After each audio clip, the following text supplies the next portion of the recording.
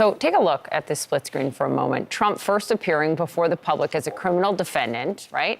And then later as the leading Republican presidential candidate for 2024. On the right, that's his safe space. That's Mar-a-Lago, where he railed against the charges. As we said, attacked the judge's family, attacked the district attorney who's prosecuting him. So let's bring in CNN political analyst and New York Times senior political correspondent Maggie Haberman.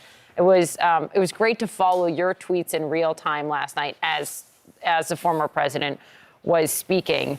I thought it was so interesting that you said this is the most united we've seen Republicans around Trump since prior to January 6th and the insurrection. Yeah, I mean, I'll give you an example. The New York Post front page this morning, the New York Post has been attacking Donald Trump since the midterms. Yeah.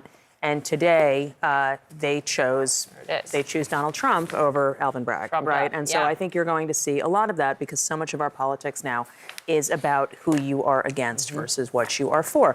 Now, is this sustainable if Trump gets indicted elsewhere, which he might? He's facing an investigation in Georgia. He's facing 2 Justice Department investigations.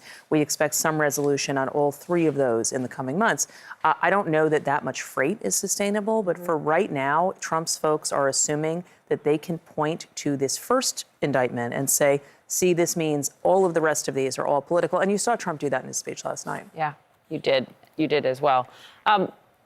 The question about the gag order, I think, is fascinating. You and Caitlin know Trump better than anyone else in this room, certainly. Does he keep challenging the judge here, saying, try to silence me, try to silence me, try to silence me?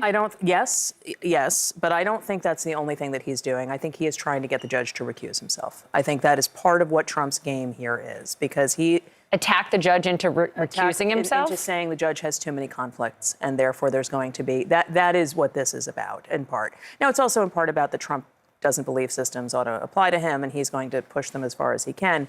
But just based on conversations I had with a bunch of people last night after we saw that speech and after we finished our last together experience, Caitlin and me last night. Our last together experience. The people that I spoke to made very clear that this is where this is headed. That basically, remember, this judge oversaw Trump Organization trial, is overseeing Steve Bannon trial related to Alan Weisselberg's sentencing.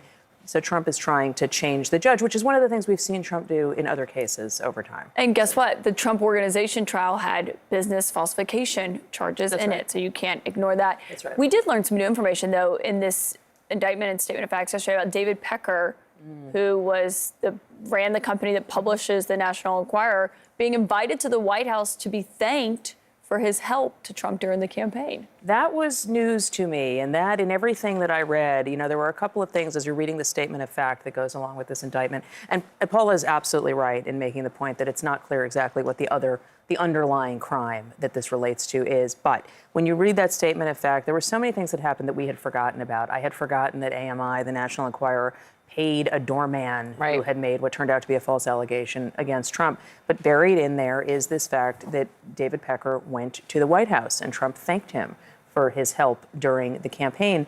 It was a reminder that this case, there's been a lot of focus on Michael Cohen, who is clearly the key witness and brought the bulk of, I suspect, documents, texts, testimony.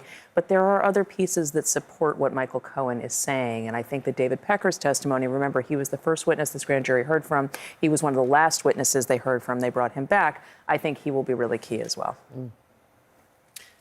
Fascinating. Thank you very much, Maggie. We appreciate it.